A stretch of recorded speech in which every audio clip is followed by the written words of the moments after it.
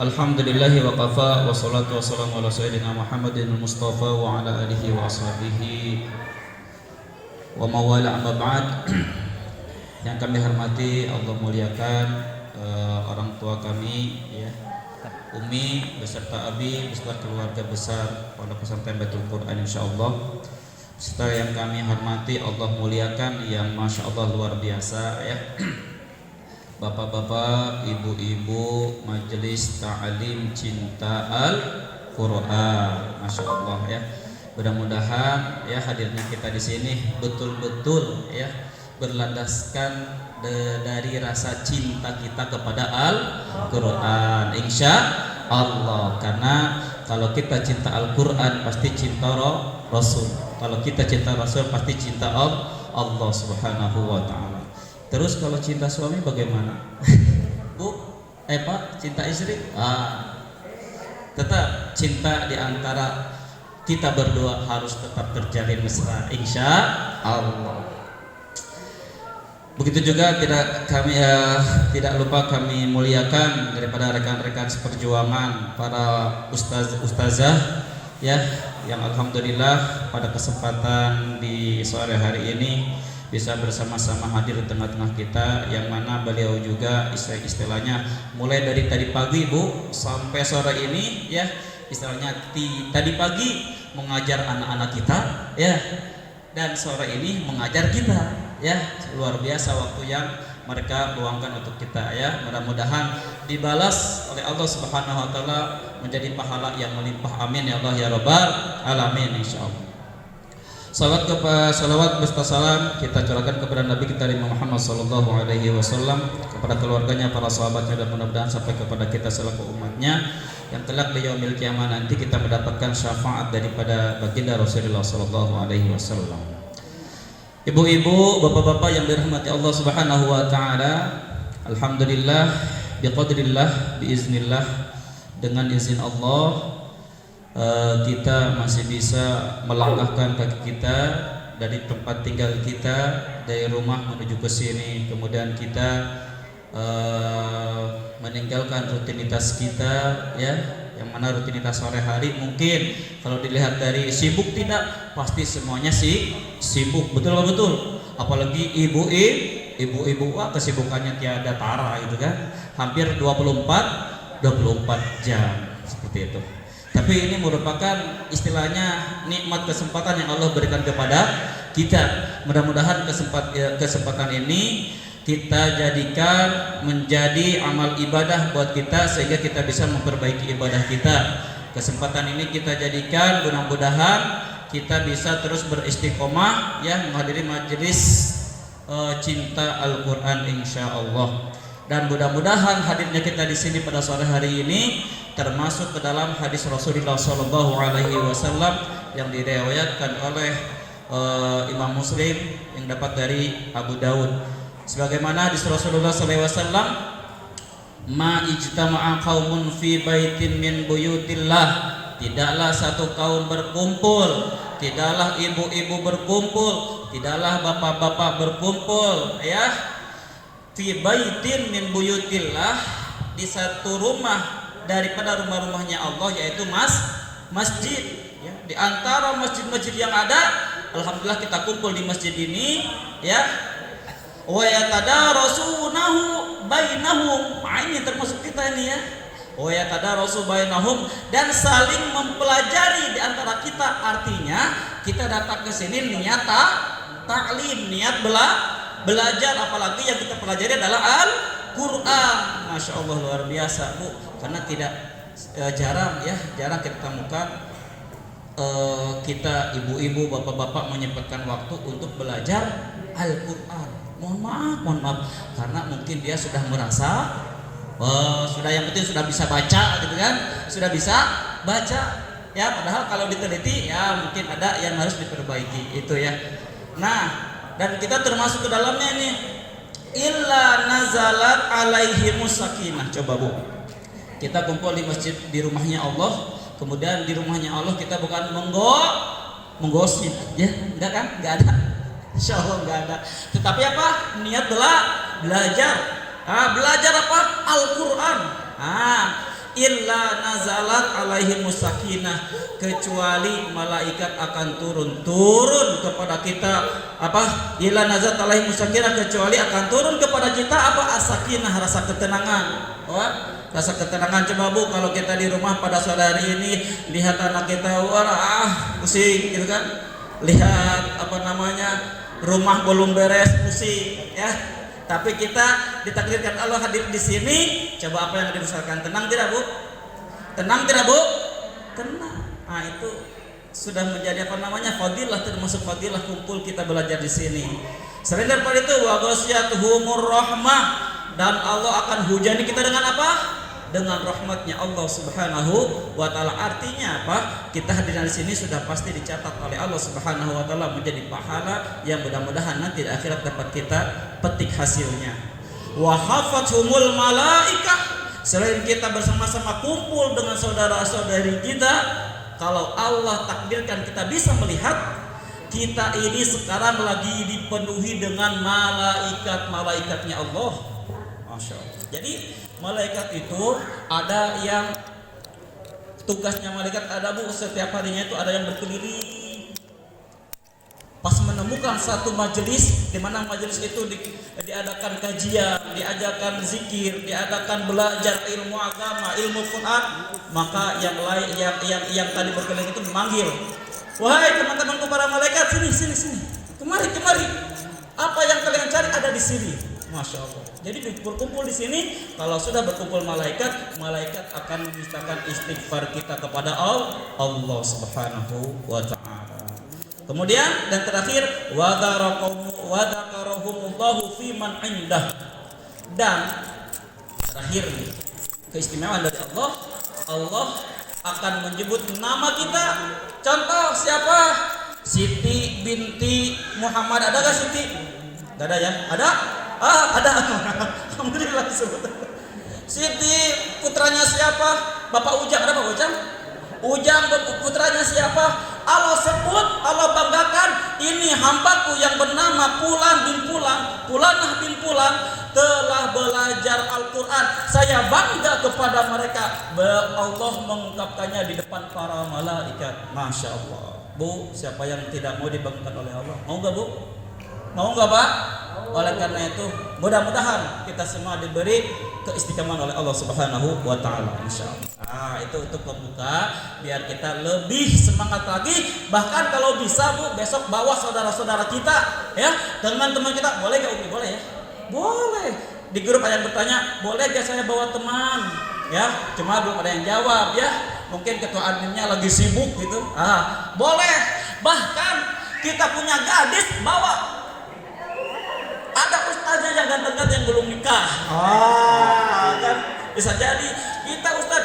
Tapi saya adanya ini bujang, saya punya anak bujang, bawa. Karena di Sujang masih ada ustazah yang masih gadis-gadis. Siap Bu? Siap insya Allah. Itu ya. Sebagai mana tadi disampaikan oleh orang tua kita Umi, bahwasanya insya Allah mungkin di setiap habis selesai ini tasim kita belajar Quran, ada kajian fikih ya, yang mana sebenarnya cuma hanya kebetulan saja ya, yang di pondok yang dekat dengan pondok cuma saya, padahal yang masih ilmunya luar biasa mumpuni itu masih banyak di atas kami ya sebenarnya. Dan insya Allah mungkin nanti kedepannya kita gantian ya yang membahas insya Allah. Perlu kita ketahui ibu bapak yang dirahmati Allah Subhanahu wa taala, saya mau sampaikan bahwasanya nanti kedepannya kita akan mempelajari ilmu fikih yang insya Allah mungkin Bu ya, yang namanya fikih itu pemahaman. Artinya pemahaman pasti beda, ada perbedaan pendapat. Nanti insya Allah kami sampaikan di sini sesuai dengan kami yang telah pelajari dan tidak terlepas dari mazhab atau fikih syafi'iyah ya, yang bermazhab syafi'iyah dan berlandaskan ahlussunnah wal jamaah insyaallah. Adapun ada perbedaan pendapat ketika kami menyampaikan ya daripada kajian fikih itu kita jadikan sebagai ilmu, sebagai wawasan. Jangan dijadikan sebagai perdebatan apalagi perpecahan. Wah, saya emang gak mau lagi ikut majelis Quran, cinta Quran. Kenapa? Fikihnya beda. Betul gak? Fikihnya beda. Beda dengan saya pahami, beda dengan saya pelajari. Nah, itu singkirkan. Itu namanya ego sendiri. Kita singkirkan dulu. Kita ikut untuk ilmu. Nah, seperti itu ya. Insya Allah kami perlu sampaikan karena saya husnudzon dan yakin, percaya ibu-ibu dan bapak-bapak itu insya Allah sudah paham fikihnya, insya Allah. Ibu bapak yang dirahmati Allah Subhanahu Wa Taala, sejauh mana kita harus mempelajari ilmu fikih, ya. Jadi singkatnya insya Allah kita akan mempelajari dulu dari Mabadi Asrof 10 poin yang harus kita pahami tatkala kita ingin belajar ilmu fikih. Artinya kalau dalam bahasa fikihnya itu Mabadi Asrof, ya. 10 poin yang harus kita pelajari, yang harus kita pahami tatkala kita ingin mempelajari ilmu fikih. Karena kalau kita memahami ilmu fikih di sini, insya Allah kalau kita sudah memahami 10 poin ini, kita tidak akan mau lepas untuk belajar ilmu fikih. Nah, gak mau ketinggalan siapapun itu ustadznya, ya. Nah, saking pentingnya. Yang pertama, insya Allah kita langsung saja. Ibu masih siap, Bu? Masih semangat, Bu? Pak masih semangat? Semangat. Sampai maghrib siap? Sampai isya siap? Insya Allah. Ya, sholat ada, mukena ada, ya. Ustadz lapar, kantin ada. Siap? Oke. Malam minggu kan? Malam minggu, malam yang panjang. Gak ada batasan malam minggu mah ya bagi pemuda. Insya Allah yang pertama kita mengetahui daripada materi yang pertama adalah hadduhu, definisi fikih, ya. Apa itu definisinya? Ya, menurut kata ulama atau ta'rifuhu, pengertiannya definisinya adalah al-ilmu bil ahkami syar'iyyati al-amaliyati al-muktasabu min adillatiha at-tafsiriyah. Pahim? Ngerti, Bu? Alhamdulillah. Lanjut. Nah, jadi bagaimana Ustaz maksudnya? Ya, maksudnya adalah pengertian fikih yang banyak diambil oleh kalangan banyak ulama termasuk Imam Syafi'i adalah fikih itu ilmu tentang hukum-hukum, ya. Ilmu tentang hukum-hukum syariat yang bersifat amaliyah. Artinya amaliyah di sini yang bersifat pekerjaan, yang bersifat praktek.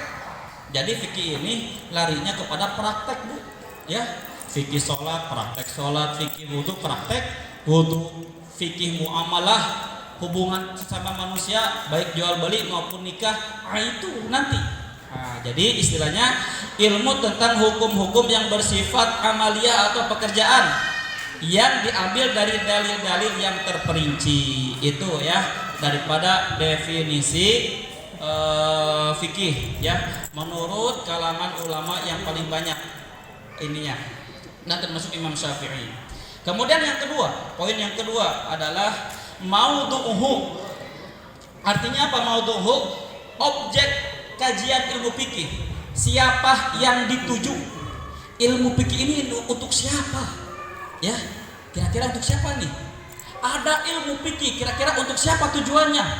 Ya, di sini dikatakan af'alul mukallafina.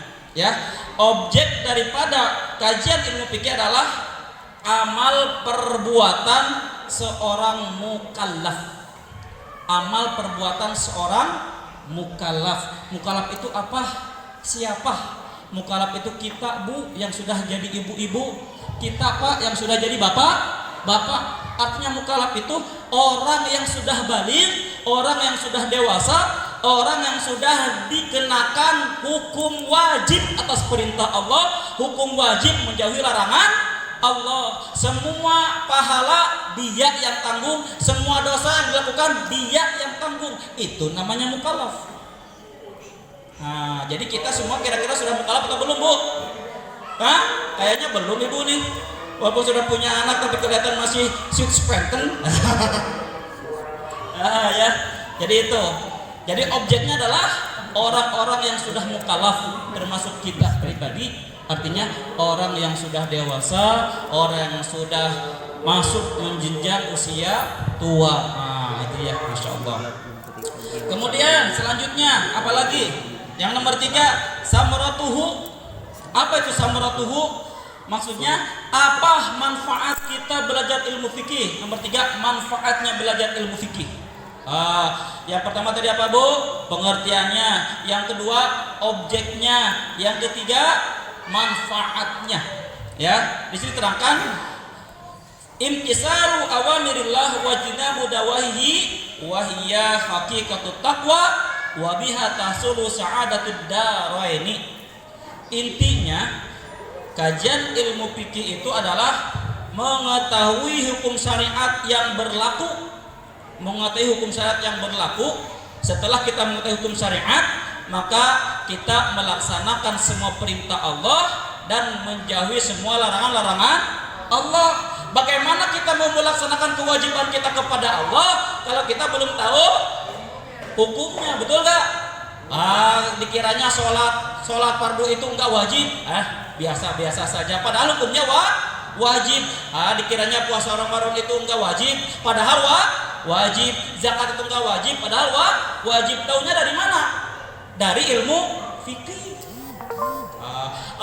Nggak boleh tinggal sholat haram. Berarti kita harus sholat seperti itu. Atau haram atau wajib dari mana? Dari ilmu fikih. Seperti itu ya, insyaallah. Dan wabiha tasulu sa'adatud daraini.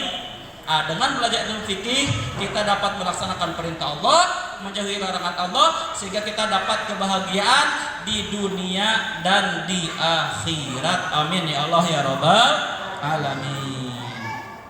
Seperti itu. Bahkan ulama fikih mengatakan al-fikih haqiqatut taqwa. Hakikat takwa itu berada dalam fikih.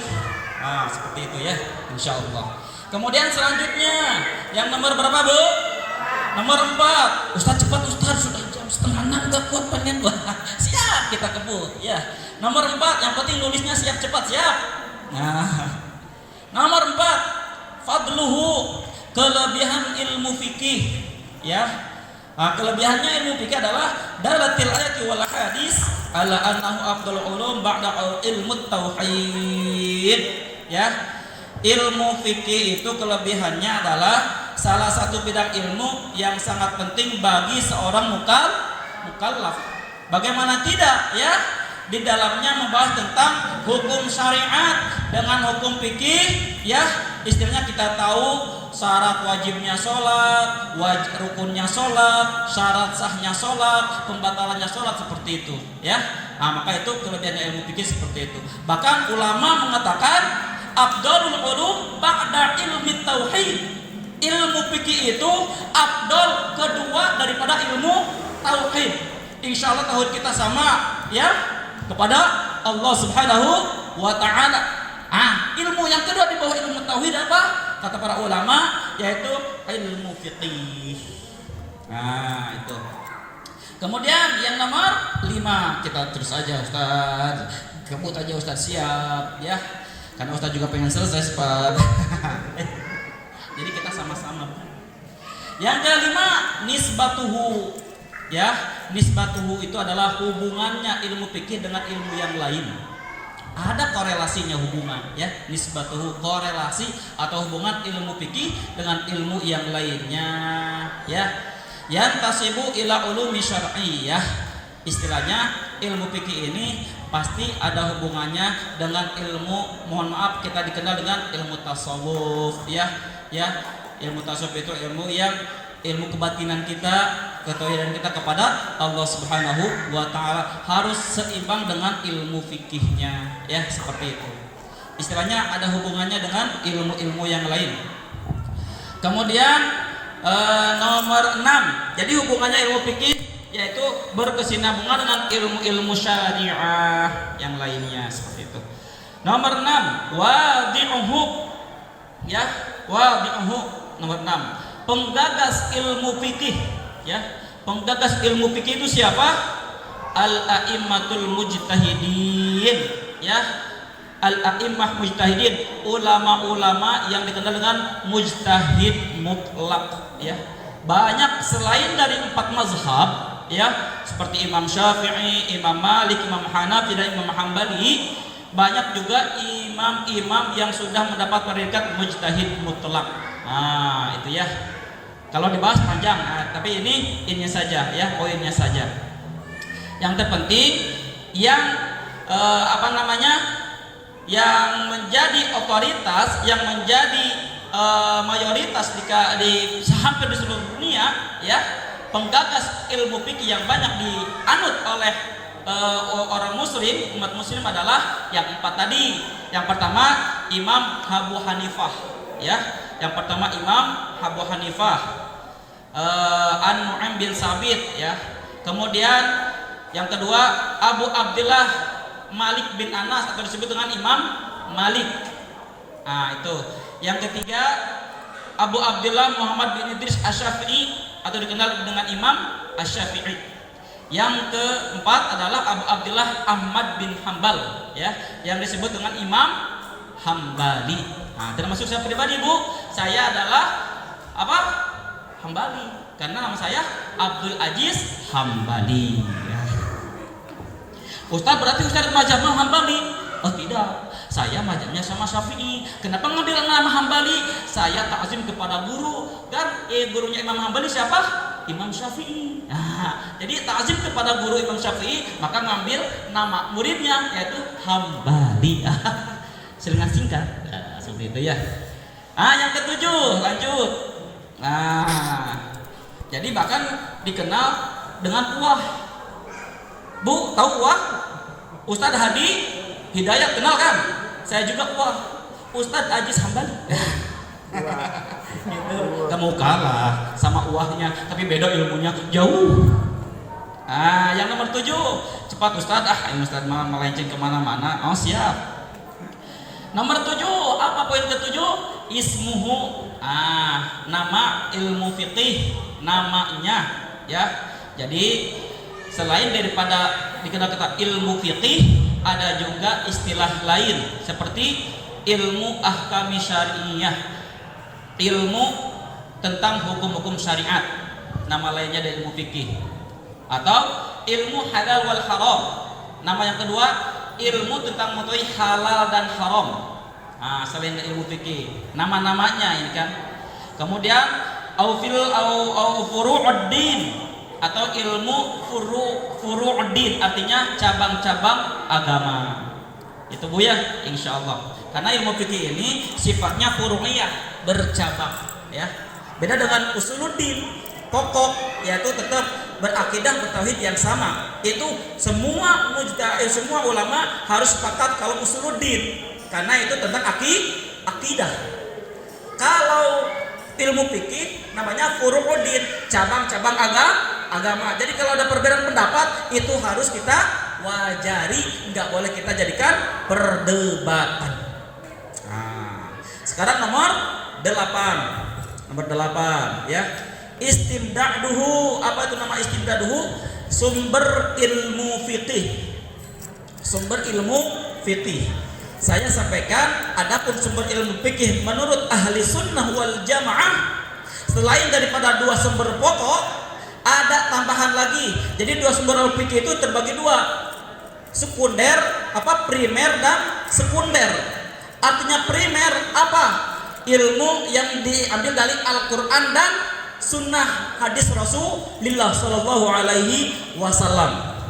Itu termasuk sumber sekunder, primer. Kira-kira kita kalau mengambil sumber dari primer saja, contoh kita makan saja, nasi kan primer Bu ya, tambah sekunder lauk, tambah sekundernya lagi kuah ikan yang lain sebagainya, tapi pokoknya adalah nasi. Kalau kita makan nasi saja cukup gak Bu? Makanya ditambah dengan yang lain. Bahkan primer makan, sekunder pakaian kita, ya, bahkan pakaian kita lebih dari 1, betul gak? Kendaraan kita itu sekunder itu, ya, kebutuhan yang menunjang atau membantu, ya.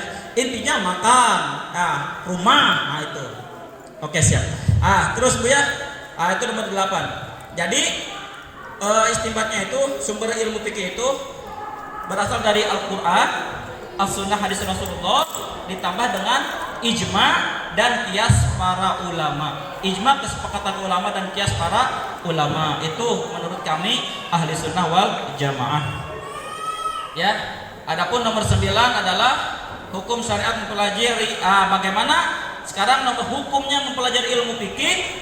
Ada 2 hukumnya. Yang pertama wajib ain. Wajib ain adalah wajib untuk perorangan, tidak bisa diwakili. Contoh ilmu sholat gak bisa diwakili dengan ayah kita, gak bisa diwakili dengan anak kita. Jadi wajib kita sendiri yang tahu ilmu sholat. Namanya wajib ain, ya, wajib individual. Yang kedua wajib kifayah, ya, wajib kifayah. Atau wajib komunal, artinya wajib yang bisa diwakili oleh salah satu seorang saja, menggugurkan kewajiban yang lain, seperti pengurusan jenazah, ya, dan lain sebagainya, nanti dibahas insya Allah. Nah, adapun yang terakhir nomor 10 adalah masailul fiqhi, masalah-masalah pembahasan ilmu fikih. Apa? Sangat banyak. Yang 10 adalah pembahasan ilmu fikih sangat banyak. Di antaranya kita mempelajari tentang ilmu wudu, ilmu sholat, ilmu puasa, ilmu zakat, ya. Kemudian ilmu muamalah, ilmu berdagang, dan ilmu munakahat, ilmu hubungan atau ilmu nikah. Nah, itulah 10 poin yang harus kita pahami lebih awal tatkala kita ingin mempelajari ilmu fikih. Alhamdulillah semuanya telah kita catat insya Allah. Ibu, capek gak Bu? Capek gak? Enggak? Masih kuat? Ibu kuat? Saya lemas.